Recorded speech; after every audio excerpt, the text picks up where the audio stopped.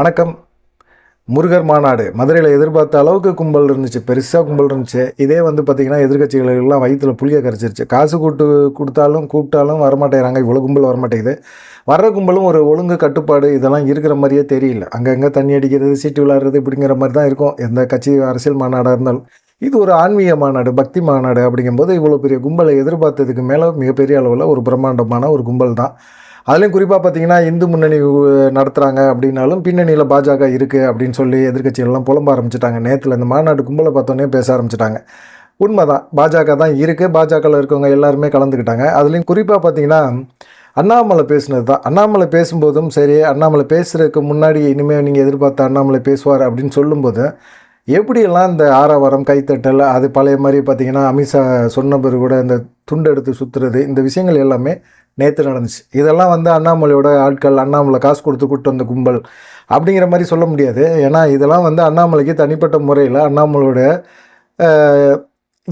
அண்ணாமலையோட பேச்சில் ஈர்த்து போன கும்பல் தான் அப்படிங்கிறத உறுதிப்படுத்தியிருக்காங்க. அது இல்லாமல் பார்த்திங்கன்னா நேற்று பேசுனதுலேயே மிக முக்கியமாக அண்ணாமலை பேசுனது தான் குறிப்பிட்டு பார்க்கப்பட வேண்டியது இருக்குது. உலக அளவில் பார்த்திங்கன்னா ஆன்மீகத்தை பற்றி எல்லாம் பேசிட்டார், எல்லாமே பேசி முடிச்சிட்டார்.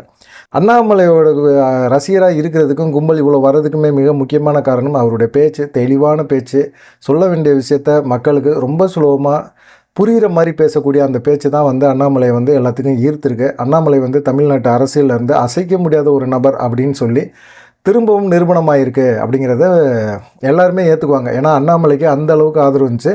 ஆனால் அண்ணாமலைக்கு ஆதரவு இருக்குது அப்படின்னாலும் அண்ணாமலை அசால்ட்டாக பேசலை. அண்ணாமலை அடித்து நவுத்தி தான் பேசியிருக்கிறார். குறிப்பாக பார்த்திங்கன்னா நம்மளுடைய குழந்தைகள் எல்லாமே பார்த்திங்கன்னா ஒரு ஸ்கூலுக்கு போகிறாங்க அப்படின்னா ஒரு திருநீர் பூசிட்டு போக முடியல, ஒரு ருத்ராட்ச ஒரு கொட்டையை மாட்டிக்கிட்டு போக முடியல, அந்தளவுக்கு கட்டுப்பாடுகள் இருக்குது. ஏன்னா நிறைய மிஷினரிகள் ஸ்கூல் தான் இப்போ நடந்துகிட்டு இருக்குது. அந்த ஸ்கூலில் ஒரு துண்ணூறு பூசிட்டு போனாலோ, ஒரு ருத்ராட்சம் கட்டிட்டு போனாலோ அவங்க நம்மளை ஒதுக்கி வைக்கிறாங்க, இல்லை பள்ளிக்கூடத்துலேருந்து நம்மளை வர வேணாம் அப்படிங்கிற மாதிரி சொல்கிறாங்களோ அப்படிங்கிற மாதிரிலாம் இருக்குது. ஆனால் இதை தான் அண்ணாமலை சுட்டி காட்டி பேசினார். நம்ம யாருக்குமே பயப்பட வேண்டிய தேவையில்லை. இந்த இந்து மதத்துக்காக நிறைய பேர் நம்ம தமிழ்நாட்டில் நிறைய பேர் உயிர் விட்டுருக்குறாங்க. தானிலிங்க நாடார், ராமகோபாலன், ராஜகோபால், ஆடிட்டர் ரமேஷ், சசிகுமார், இப்படின்னு நிறைய பேரை ஒரு லிஸ்ட்டு போடலாம். இவங்களுடைய கண்ணீர் துளிகள் தான் இன்றைக்கி மலை துளிகள் போல் தூரிக்கிட்டு இருக்கு அப்படின்னு சொன்னார். மழை வர மாதிரி இருந்துச்சு. மழை வர மாதிரி இருக்குது அப்படின்னு தெரிஞ்சாலே நிறைய பேர் என்ன செய்வாங்க, கூட்டத்துக்கு வரமாட்டாங்க. இது ஒரு குடும்ப விழா அப்படிங்கிற மாதிரி நிறைய பேர் குடும்பமாக அங்கே வந்திருந்தாங்க. அந்த மாதிரி பண்ணியிருந்தாங்க. அதனால் பார்த்திங்கன்னா மழை வந்தாலும் பரவாயில்ல, நனைஞ்சிக்கிட்டாவது உட்காந்துருப்போம் அப்படிங்கிற மாதிரி எண்ணத்தில் உட்காந்துருக்குறாங்க. இந்த கூட்டம் இருக்குல்ல, இந்த கூட்டத்தை பார்க்கும்போது ஒரு சாதாரண கூட்டமாக இல்லை அப்படிங்கிற மாதிரி அண்ணாமலை பேசினார். அண்ணாமலை பேசினும்போதே பார்த்திங்கன்னா நிறைய விஷயங்களை பேசினார். குறிப்பாக அதில் சொன்ன விஷயங்கள் பார்த்திங்கன்னா உலக அளவில் 120 கோடி இந்துக்கள் தான் இருக்கிறாங்க. ஆனால் இந்துக்களுக்குன்னு இருக்கிற நாடு 2 நாடு தான் இருக்குது. ஆனால் மிகப்பெரிய அளவில் கிறிஸ்துவ சமயத்தை தழுவி அவங்க அந்த கிறிஸ்துவ மதத்தோடு இருக்கிறவங்க 230 கோடி பேர் இருக்கிறாங்க. பாதிக்கு பாதி தான் இருக்கிறாங்க. கிட்டத்தட்ட பார்த்திங்கன்னா அதே போல் இஸ்லாமிய சமுதாயத்தை சேர்ந்தவங்க ஒரு 200 கோடி பேர் இருக்கிறாங்க. அவங்களுக்கு பெரும்பான்மை அப்படின்னு சொன்னால் 53 நாடுகள் இருக்குது. அதே போல் கிறிஸ்துவர்களுக்கு 120 நாடுகளில் அவங்க பெரும்பான்மையாக இருக்கிறாங்க. இந்துக்களுக்குன்னு பார்த்திங்கன்னா 2 நாடு தான் இருக்குது. ஆனால் பார்த்திங்கன்னா இவங்களுக்குள்ள ஒரு பிரச்சனை அப்படின்னா உடனே ஒரு கும்பல் சேர்ந்துறாங்க. இப்போ இஸ்ரேலில் இருக்குது 0.2% மக்கள் தான் அங்கே இருக்கிறாங்க. ஆனால் அவங்களுடைய கலாச்சாரத்தையும் வாழ்வியல் முறையும் காப்பாற்றுறதுக்காக எல்லா நாடுமே இஸ்ரேலுக்கு ஆதரவு பண்ணுறாங்க. இப்போ அமெரிக்காலாம் பார்த்திங்கன்னா ஈரான் மேலே ஒரு தாக்குதலை நடத்துகிறாங்க. 37 மணி நேரம் அமெரிக்காவில் ஈரானுக்கு வர்றதுக்கு 37 மணி நேரம் ஆகும். ஒரு ஏவுகணை ஏவுறதுக்கு ஏவுகணை ஏவிட்டு திரும்பவும் போகிறாங்க. எங்கேயுமே அந்த விமானத்தை இறக்கவே இல்லை. அந்த அளவுக்கு ஒரு நாட்டோட கலாச்சாரத்தை காப்பாற்றுறதுக்காக அவங்க செயல்படுறாங்க, அவங்க ஒத்துழைக்கிறாங்க. ஆனால் நம்ம நாட்டில் ஒரு கலாச்சாரத்தை, இந்து மதத்தை காப்பாற்றுறதுக்கு போராட வேண்டியதாக இருக்குது. இப்போ பெகால்காமில் ஒரு தீவிரவாதி ஒரு 4-5 பேர் அங்கே சும்மா ஒரு சுற்றுலா போனால் சுற்றுலா பயணிகளை சுட்டு கொல்றாங்க. நீங்கள் இந்துவா அப்படின்னு கேட்டு 26 பேரை சுட்டு கொல்றாங்க. ஆனால் அதை தண்டிக்க வேண்டிய இந்தியா பொறுமையாக பாகிஸ்தான் மேலே ஒரு போர் தொடுத்தா உடனே இங்கே இந்தியாவில் இருக்கிற மாற்று சமுதாயத்தை சேர்ந்தவங்களுக்கு உடனே எரியுது. ஏன் எரியுது? நம்ம இந்தியாவுக்குள்ளே இருக்கிறோம். இந்தியாவில் இருக்கிற இந்து சமூகத்தை சேர்ந்தவங்களை மாமா மச்சான் நீங்கள் சொல்கிற நீங்கள் இப்படி ஒரு விஷயங்களை செய்யும்போது யாருக்காக நீங்கள் குரல் கொடுக்கணும்? இந்தியாவுக்காக குரல் கொடுக்கணும். ஆனால் இந்தியாவுக்குள்ளே இருந்துக்கிட்டே பாகிஸ்தானுக்கு குரல் கொடுக்குறாங்க. இது எந்த அளவுக்கு நம்ம சமுதாயத்தை காக்க முடியும்? இந்து மதத்தை எப்படி காக்கிறது அப்படிங்கிற மாதிரி அவர் பேசியிருந்தார். இது முருக கடவுள் அப்படிங்கிறது அவர் இந்து கடவுளா அப்படின்னு கேள்வியெல்லாம் சிலர் கேட்குறாங்க. இந்து கடவுளா, தமிழரா, தமிழ் கலாச்சாரமா, எல்லாத்தையும் தாண்டி இது வந்து ஒரு ஆன்மீக பாரம்பரியமிக்க ஒரு கடவுள். இதை வந்து அரசியல் மற்றும் சமூக அநீதிக்கு எதிராக வந்து தான் இந்த விஷயங்களை நம்ம பேச வேண்டியது இருக்குது. நமது கோயிலெலாம் காக்கப்படணும். அண்ணாமலை பேசுனதில் அதான் மிக முக்கியமாக, நமது கோயில் காக்கப்படணும். நம்ம குழந்தைங்க தைரியமாக வந்து திருநீர் பூசணும், உத்திராட்ச கொட்டை அணிஞ்சிட்டு போகணும் அப்படிங்கிற மாதிரி இருக்குது. ஏன்னா இன்றைக்கே அந்த பிரச்சனை இருக்குது, மக்களுக்கு இன்றைக்கே அந்த பிரச்சனை இருக்குது, குழந்தைங்களுக்கு அந்த பிரச்சனை இருக்குது. எதிர்காலத்தில் இந்து மதம் அப்படிங்கிற ஒரு அழிவு வந்து உருவாயிடும் அப்படிங்கிற மாதிரி சொல்கிறாங்க. அதே போல் பார்த்திங்கன்னா இவ்வளவு பெரும்பான்மையோடு இருக்கிற இந்த இஸ்லாம் சமயம்லாம் பார்த்திங்கன்னா 53 நாடுகளில் வந்து பெரும்பான்மையாக இருக்குது. ஆனாலும் பார்த்திங்கன்னா அவங்களுடைய பிறப்பு சதவீதம் வந்து மிக அதிகமாக இருக்குது. அதுக்கப்புறமா கிறிஸ்துவ அமைப்போட பிறப்பு சதவீதம் அதிகமாக இருக்குது. இந்துக்களுக்கு மட்டுமே குடும்ப கட்டுப்பாடு அது லொட்டு லொசுக்குன்னு பண்ணி நம்மளுடைய கலாச்சாரத்தை வந்து எதிர்காலத்தில் இல்லாமல் பண்ணுறதுக்கான வாய்ப்புகள் அதிகமாக இருக்குது அப்படிங்கிறது அண்ணாமலையோட பேச்சிலேருந்து தெரியுது. இன்றைக்கி வந்து ஒரு திருப்பரங்குன்றத்தில் ஒரு பிரச்சனை அப்படின்னு சொல்லிட்டு நம்ம அசால்ட்டாக விட்டுற முடியாது. ஆனால் அதே பிரச்சனை திரும்பவும் எல்லா குன்று இருக்கிற இடங்கள் எல்லாம், முருகர் இருக்கிற இடங்கள்லாம் உருவாகிறதுக்கு வாய்ப்புகள் இருக்குது. அப்படிப்பட்ட ஒரு சூழ்நிலை வந்துச்சுன்னா திருச்செந்தூரில் எப்படி சூரசம்ஹாரம் பண்ணிவிட்டு திருத்தணியில் போய் அமைதியாக உட்காந்துறோம், அதே போல் ஒரு சூரசம்ஹாரம் நடத்த வேண்டிய ஒரு விஷயம் இருக்குது அப்படின்னு சொல்லி சொன்னார். அதை தாண்டி பார்த்திங்கன்னா கந்த சஷ்டி கவசத்துக்கு ஒரு விளக்கம் சொன்னார். நாபி கமலத்துக்கு கீழே வந்து ஒரு 2 இன்ச்சில் வந்து ஒரு தட்டு மாதிரி ஒரு இது இருக்குது, அதான் வந்து சஷ்டி. இது வந்து கந்தம் அப்படின்னா தொப்புள் கொடியிலேருந்து 2 இன்ச்சு கீழே வந்து ஒரு சட்டி மாதிரி ஒரு விஷயம் இருக்குது. அந்த இதில் இருந்தால் தான், அகப்பையில் இருந்தால் தான் கருப்பையில் வரும் அப்படிங்கிற ஒரு விஷயத்தை பற்றி பேசினார். அதே போல் தமிழ்நாட்டில் வந்து 44,000 கோயில்கள் இருக்குது. அதில் வந்து 5.25 லட்சம் ஏக்கர் நிலம் அறநிலையத்துறை கட்டுப்பாட்டில் இருக்குது. அந்த கட்டுப்பாட்டில் இருக்கிற நிலம் நிர்வகிக்கப்படுதா, பணம் உள்ளவனுக்கு ஒரு சட்டம், பணம் இல்லாதவனுக்கு ஒரு சட்டம் அப்படிங்கிற மாதிரி அறநிலையத்துறை செயல்படுது அப்படிங்கிற மாதிரியெல்லாம் பல குற்றச்சாட்டுகளை வச்சார். எங்கே வந்து எந்த இடத்துல வந்து கோயில்கள் வந்து செழிப்பமாக இருக்கோ, எங்கே மக்கள் வந்து நிம்மதியாக இருக்காங்களோ அந்த இடத்துல ஆன்மீகம் சார்ந்து பொருளாதாரமும் முன்னேறும் அப்படின்னு சொல்லிட்டு மதுரையை உதாரணமாக சொல்லியிருந்தார். அதே போல் வந்து 2026 ஓட்டுக்காக நிறைய பேர் வருவாங்க. எப்படி வந்து கோயில்களை வந்து திருநீர் பூசிட்டு கோயில்குள்ளே சுற்றிட்டு வெளியே வந்தோன்னே பொதுமக்கள் மத்தியிலே வந்து திருநீரை அழிச்சிட்டு செல்ஃபி எடுக்கிறாங்க அப்படின்னா அவங்களையெல்லாம் புரிஞ்சுக்கிட்டு நீங்கள் வந்து ஓட்டு போடணும், இந்து மக்கள் வந்து ஒற்றுமையாக இருக்கணும் அப்படின்னு சொல்லி அண்ணாமலை பேசினார். அண்ணாமலை பேசின எல்லா விஷயங்களையும் போட்டோம்னா நீங்கள் எல்லாருமே பார்த்துருப்பீங்க. அதெல்லாம் பார்த்துட்டு அதெல்லாம் சொல்ல முடியாது. ஏன்னு கேட்டிங்கன்னா அவ்வளோ விஷயங்கள் வந்து அவர் நிறையா விஷயங்களை பேசியிருக்கிறார். அண்ணாமலை பேசின அந்த விஷயங்கள் வந்து அரசியலிருந்து அண்ணாமலை தவிர்க்கவே முடியாது. தமிழ்நாட்டு அரசியலேருந்து அண்ணாமலை தவிர்க்கவே முடியாது. எவ்வளவு பேர் மாநில தலைவராக இருந்தாலும், இனிமேல் இருக்க போகிறதாக இருந்தாலும், அண்ணாமலை ஒரு முதலமைச்சர் ஒரு இதுதான்ப்பா அப்படிங்கிற மாதிரி எல்லாருமே பேச ஆரம்பிச்சிட்டாங்க. இதில் வந்து என்னன்னு கேட்டிங்கன்னா, குறிப்பாக பார்த்தீங்கன்னா அவர் திருமாவளவனை சொல்லி தான் சொன்னார் இந்த விபூதி அழித்த ஒரு விஷயத்த. உடனே விசிஆவில் துணை பொதுச்செயலாளர் வன்னியரசுக்கு கோவம் வந்துருச்சு, என்னடா அது அப்படின்னு சொல்லிட்டு உடனே அவருடைய தளத்து பக்கத்தில் என்ன போட்டிருக்காருன்னா, இந்து முன்னணி நடத்தின இந்த மாநாடுக்குள்ளே வந்து போய் ஏகப்பட்ட அதிமுக காரங்க பாஜக பின்னணியிலேருந்து இயக்குது அப்படின்னு தெரிஞ்ச அதிமுகவினர் போய் சரண்டர் ஆகி அங்கே உட்காந்துருக்காங்க அப்படிங்கிற மாதிரி பேசியிருக்காரு. இது இல்லாமல் அறநிலையத்துறையை வந்து அறநிலையத்துறை வந்து கட்டுப்பாட்டில் இருக்க கோயில்களை மீட்கணும் அப்படின்னு சொல்கிறாங்க. அறநிலையத்துறை கட்டுப்பாட்டில் இருக்கிற அந்த கோயில்களை மீட்டு திரும்பவும் யார்கிட்ட கொடுக்க போகிறீங்க, பாப்பான்கிட்ட கொடுக்க போகிறீங்களா அப்படிங்கிற மாதிரி அவர் கேட்டிருக்காரு. இந்த இதிலேருந்து தான், அவங்களுடைய ஆதிக்கத்திலேருந்து தான் இங்கே வந்து அறநிலையத்துறை கட்டுப்பாட்டுக்கு வந்துச்சு. திரும்பவும் நீங்கள் வந்து பாப்பான கட்டுப்பாட்டுக்குள்ளே கொண்டு போகிறீங்க.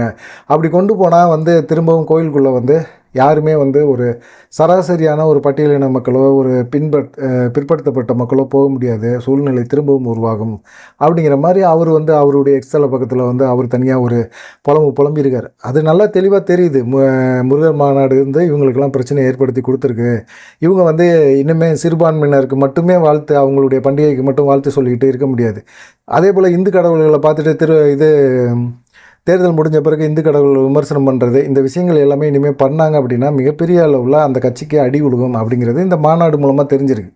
இது வந்து பாஜகவினர் வந்து ஆன்மீகத்தை கொண்டு வந்து இப்படி வந்து கொடுக்குறாங்க, மக்கள்கிட்ட வந்து பிரெயின் வாஷ் பண்ணுறாங்க, ஆன்மீகம் வேறு அரசியல் வேறு அப்படின்னு சொல்லி பேசுகிறாங்க. அரசியல் யார் பண்ணுறாங்கிறது எல்லாத்துக்கும் தெரியும். சிறுபான்மை மக்களோட பண்டிகைக்கு மட்டும் வாழ்த்து சொல்லிவிட்டு பெரும்பான்மையாக வசிக்கிற மக்களை வந்து அதெல்லாம் மூட நம்பிக்கை அப்படின்னு பேசுகிற அந்த கட்சிகளுக்கெல்லாம் இந்த மாநாடு வந்து பதில் சொல்லியிருக்கு அப்படிங்கிறது தெளிவாக தெரியுது. இதெல்லாம் புரிஞ்சுக்கிட்டு தான் பார்த்திங்கன்னா அமைச்சர் சேகர் பாபு நேற்றே அறநிலையத்துறை அமைச்சர் செய்தியாளர் செஞ்சுட்டார். பாஜக வந்து தமிழ்நாட்டில் என்ன பண்ணாலுமே வந்து இங்கே பருப்பு வேகாதுங்க அப்படிங்கிற மாதிரி சொல்கிறார். வேகுதா வேகலையா அப்படிங்கிறது 2026 ரிசல்ட்டு பார்த்த பிறகு தான் சொல்ல முடியும். அதுக்கு முன்னாடி இவர் ஏன் சொல்கிறாரு அப்படிங்கிற ஒரு விஷயந்தான். இவர் வந்து அறநிலைத்துறை அமைச்சராக இருக்கிறாரு. அறநிலைத்துறையில் என்னென்ன முறைகேடுகள் நடக்குது அப்படிங்கிறது அண்ணாமலைக்கு தெளிவாக தெரியும், இல்லை மக்களுக்கும் தெரியும். அறநிலைத்துறையில் இந்து மதத்தை சார்ந்தவங்களுக்கு இல்லாத மாற்று மதத்தை சமுதாயத்தை சேர்ந்தவங்க அதிகாரிகளை நியமனம் பண்ணுறது இந்து மதத்தினரை வந்து மன ரீதியாக டார்ச்சர் பண்ணுற மாதிரி தான் இருக்குது அப்படிங்கிற மாதிரி தான் எல்லாருமே நினைக்கிறாங்க. ஆனால் இதில் பார்த்தீங்கன்னா எப்படி அதிமுககாரங்க எல்லாமே கலந்துக்கிட்டாங்க. எடப்பாடி பழனிசாமி வாழ்த்து சொன்னார். அதிமுககாரங்க பார்த்தீங்கன்னா முன்னாள் அமைச்சர்கள் உதயகுமார், செல்லூர் ராஜு, கடம்பூர் ராஜு, ராஜேந்திர பாலாஜி இவங்கெல்லாம் எடப்பாடி பழனிசாமிகிட்ட நாங்கள் பர்மிஷன் வாங்கி தாங்க கலந்துக்கிட்டு இருக்கோம் அப்படின்னு சொல்கிறாரு. ஆனாலும் பார்த்தீங்கன்னா சேகர் பாபு என்ன சொல்கிறாருன்னா, அதிமுக வந்து பாஜகவுக்கு அடிமை சாசனம் எழுதி கொடுத்துருச்சுங்க அப்படின்னாரு. இதில் ராஜேந்திர பாலாஜி, செல்லூர் ராஜெல்லாம் ரொம்ப பக்தியாளர் தான், ஆன்மீகத்தில் ஈடுபாடு உள்ள நபர்கள் தான். அவங்க போய் இந்த மாநாட்டில் கலந்துக்கிறாங்க அப்படிங்கிறது சாதாரணமாக நடக்கக்கூடிய ஒரு நிகழ்ச்சியாக கூட பார்க்கலாம். ஆனால் இது வந்து என்னன்னா, அங்கே திராவிடத்தை ஒழிக்கணும், அதே போல் ஆன்மீகத்துக்கு எதிராக, கடவுள் இல்லைன்னு சொல்லிட்டு இந்து மதத்துக்கு எதிராக மட்டுமே ஒரு குற்றச்சாட்டுகள் வைக்கக்கூடிய நபர்களை வந்து வசைப்பாடியிருந்தாங்க. அதில் குறிப்பாக பார்த்திங்கன்னா எப்போலேருந்து பார்த்திங்கன்னா பெரியார்லேருந்து அண்ணா இவங்களை எல்லாத்தையுமே வந்து அங்கே வந்து ஒரு வீடியோ போட்டு காட்டினாங்க. இந்து மதத்துக்கு எதிராக நாத்திகம் பேசுகிறேன்னு சொல்லிட்டு இந்து மதத்தை மட்டும் குறி வச்சு பேசுகிறது. ஏன் பெரும்பான்மையான மக்கள் உலக அளவில் இருக்கிற கிறிஸ்தவ மக்களை, இஸ்லாமிய மக்களை பேச மாட்டேங்கிறாங்க அப்படிங்கிறது தான் பவன் கல்யாண் பேச்சிலையும் அதுதான் தெரிஞ்சுது. அரேபியாவிலேருந்து வந்து ஒரு சமுதாயத்துக்கு வந்து சப்போர்ட் பண்ணி பேசுகிறீங்க, ஆனால் இங்கேயே கலாச்சாரமாக உருவாகி இங்கேயே இருக்கிற இந்த மதத்தை வந்து இவ்வளோ கேவலமாக பேசுகிறீங்க, அதெல்லாம் இனிமேல் நடக்காது அப்படிங்கிற மாதிரி அவரும் பேசியிருந்தார். அவரே ராமரை பற்றி நீங்கள் தப்பாக பேசுனீங்கன்னா செருப்பை கழட்டி அடிப்பான்னு செருப்பை கழட்டியே காட்டினார். அந்த அளவுக்கு அவரும் பேசுகிறார். ஆனால் இப்போ வந்து என்னென்னா, அமைச்சர் சேகர் பாபுக்கு இந்த கும்பலெல்லாம் பார்க்கும்போது ஒரு பயம் இருக்குது. எங்களுக்கெல்லாம் பயம் கிடையாது, இந்த மாநாடெல்லாம் வந்து கூட்டிகிட்டு வந்த மாநாடு, இதெல்லாம் ஒன்றும் பிரச்சனை கிடையாது அப்படின்னு சொல்கிறவங்க அந்த இந்து முன்னணியினர் வச்சுருந்த கொடிகளுக்கு பக்கத்தில் வந்து திமுக கட்சி கொடிகளையும் ஊனியிருந்தாங்க. எதுக்காக ஊன்றீங்க? பயம் இருக்கிறனால தானே ஊன்றீங்க அப்படிங்கிற மாதிரி ஒரு கேள்வியும் வைக்கிறாங்க. திராவிடத்தை அழிப்பேன்னு சொல்கிற எச்.ராஜா இருக்கிற மேடையில் எப்படி அதிமுக அமைச்சர்கள் இருக்கலாம், முன்னாள் அமைச்சர்கள் இருக்கலாம் அப்படிங்கிற கேள்வியை வைக்கிறாரு. ஒட்டுமொத்தமாக இது வந்து அரசியல் பேசக்கூடாதுன்னு நீதிமன்றம் சொல்லியிருக்குது. ஆனால் அவங்க பேசுனது எல்லாமே அரசியல் மாநாடு மாதிரி தான், அரசியல் கலந்து தான் பேசுனாங்க. இந்து மக்கள் ஒற்றுமையாக இருங்க, இந்து மக்களை வந்து எதிர்க்கக்கூடிய நபர்களை அடையாளம் கண்டு நீங்கள் 2026 தேர்தலில் வந்து ஓட்டு போடுங்க அப்படின்னு சொல்லி பேசுகிறாங்க. இது அரசியல் கிடையாதா அப்படின்னு சொல்கிறாங்க. ஆனால் தேர்தல் சமயத்தில் சர்ச்சுகள் எல்லாம் பார்த்திங்கன்னா அவங்க எல்லாமே ஒரு முடிவு பண்ணி இவங்களுக்கு தான் ஓட்டு போடணும்னு சொல்லுவாங்க. அந்த விஷயம் எல்லா சர்ச்சுக்கும் போகும். அதே போல் வந்து மசூதிகளையுமே அது பள்ளிவாசல்களுமே இதே போல் தான் ஒரு செயல்பாடுகளை செய்கிறாங்க. இப்படி மாற்று மதத்தினர் வந்து செய்கிற செயல்பாடுகள் மட்டுமே அரசியல் ரீதியாக பார்க்கப்படாது, அது அவங்களுடைய உரிமை அப்படின்னு பேசப்படுற இவங்க இந்து மதத்துக்கு மட்டுமே ஒரு கட்டுப்பாடெல்லாம் வைக்கிறாங்க அப்படிங்கிற மாதிரி இப்போ எல்லோரும் பேச ஆரம்பிக்கிறாங்க. இது வந்து ஒரு சாதாரண மாநாடு. இந்த மாநாட்டுக்கு ஒரு நாள் கூத்து. இந்த கூத்தில் வந்து இவங்க நிறைய விஷயங்களை பேசுகிறாங்க. அறநிலைத்துறையில் இருக்கிற அறநிலைத்துறை விடுவிக்கணும் அப்படின்னு சொல்கிறாங்க. இந்து மதத்துக்கு மட்டும் ஏன் அறநிலைத்துறை வைக்கிறீங்க அப்படிங்கிறது தான் அவங்களுடைய கொஸ்டின். எல்லா மதத்துக்கும் வைங்க, எல்லா மதத்தையுமே வந்து தமிழ்நாடு கட்டுப்பாட்டில் கொண்டு வாங்க. எல்லா மதத்துலையுமே நடக்குதில்ல, எவ்வளவோ பணம் பொருளுதில்ல, அந்த பணத்தெல்லாம் ஒரு கட்டுப்பாட்டில் கொண்டு வாங்க. ஏன் அவங்களுக்கு மட்டும் கட்டுப்பாடு வைக்காமல் இந்து மதத்துக்கு மட்டும் வைக்கிறீங்க அப்படிங்கிற ஒரு கேள்வியை தான் அவங்க கேட்குறாங்க. இப்போ வந்து அதுக்கு அமைச்சர் சேகர் பாபு என்ன சொல்கிறாரு அப்படின்னா, சரி அறநிலைத்துறையை பிடிங்க யார்கிட்ட கொடுக்க போகிறீங்க, பாஜகவோட மாவட்ட செயலர்கிட்ட கொடுக்க போகிறீங்களா அப்படிங்கிற ஒரு கேள்வியும் அவர் கேட்குறாரு. சரி இப்படியே தொடர்ந்து பார்த்திங்கன்னா இதெல்லாம் வந்து அடிப்படையான ஒரு விஷயம். இந்த விஷயத்தை தகர்க்கிற மாதிரி இவங்கெல்லாம் பேசியிருக்காங்க. இது வந்து மிகப்பெரிய ஒரு பஞ்சாயத்து. ஏற்கனவே வந்து பரம்பரையாக வந்து தக்கார்கள் இருந்தாங்க. அப்புறமா அதை வந்து ஒரு கம்பெனி மாதிரி கோயில்கள் எல்லாம் நடத்திட்டு இருந்தாங்க. அதுலேருந்து வந்த வருமானத்தை அவங்க மட்டுமே தனிப்பட்ட முறையில் கொள்ளையடித்தாங்க அப்படிங்கிறத அமைச்சர் சேகர் பாபு சொல்கிறார். அவங்கெல்லாம் கொள்ளையடித்தாங்க அப்படின்னா நீங்கள் சரியாக பண்ணுறீங்களா அப்படின்னா நீங்கள் அவங்கள விட அதிகமாக கொள்ளையடிக்கிறீங்க அப்படிங்கிறது தான் அண்ணாமலையோட குற்றச்சாட்டுமாகவே இருந்தது அங்கே பேசினது. ஆனால் உச்சநீதிமன்றம் வந்து 1959 இந்து சமய அறநிலைத்துறையை எதுக்காக உருவாக்குனாங்க அப்படிங்கிற ஒரு விஷயத்தை பார்க்கணும். ஏன்னா ஒரு குறிப்பிட்ட ஒரு ஆட்கள் மட்டுமே கொள்ளையடிச்சிருந்த ஒரு இடத்த இந்து சமய அறநிலைத்துறை அப்படின்னு சொல்லி உருவாக்கி அதுக்கப்புறமா தான் வந்து ஒரு கட்டுப்பாட்டுக்குள்ளே கொண்டு வந்தாங்க அப்படின்னு சொல்லி அமைச்சர் சேகர் பாபு சொல்கிறாரு.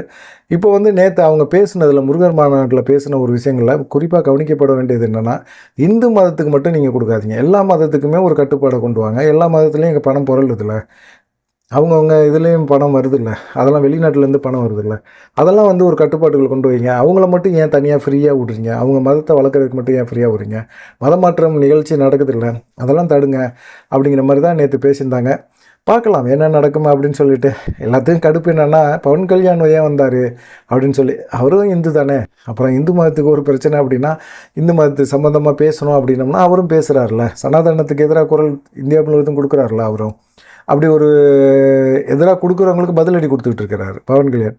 அதனால் அவர் கூப்பிட்றதோ இல்லை அவர் விருப்பப்பட்டு வர்றதோ அவருடைய விருப்பம். அவர் வராரு, பேசுகிறாரு. அவர் பேசுனதுமே ஒரு நல்ல விஷயமா பார்க்கப்பட்டுச்சு. இதெல்லாம் பார்த்திங்கன்னா அந்த தமிழ்நாட்டில் இருக்கிற தெலுங்கு பேசக்கூடிய மக்களை வந்து பாஜக வந்து கவருது அப்படின்னு சொல்லி அமைச்சர் சேகர்பாபு நினைக்கிறாரு. பவன் கல்யாண் சென்னையில் ஏதாவது ஒரு தொகுதியில் நின்று ஜெயிக்கட்டுமே அப்படின்னு சொல்கிறாரு. ஏன் அவர் வந்து சென்னையில் நின்று ஜெயிக்கணும்? எதுக்காக நிற்கணும்? அவர் ஆந்திராவில் துணை முதலமைச்சராக இருக்கிறார். அவர் ஏன் இங்கே வந்து ஜெயிக்கணும்? வேணால் சேகர்பாபு வேணால் அங்கே போய் வேணால் நின்று ஆந்திராவில் நின்று ஜெயிச்சுக்கட்டுமே அப்படிங்கிற ஒரு கேள்வியை கேட்குறாங்க. பார்க்கலாம். நேற்று மாநாடு வந்து திராவிட கட்சிகளுக்கெல்லாம் ஒரு சொப்பனத்தை உருவாக்கி விட்டுருச்சு, ஒரு பீதியை உருவாக்கிருச்சு.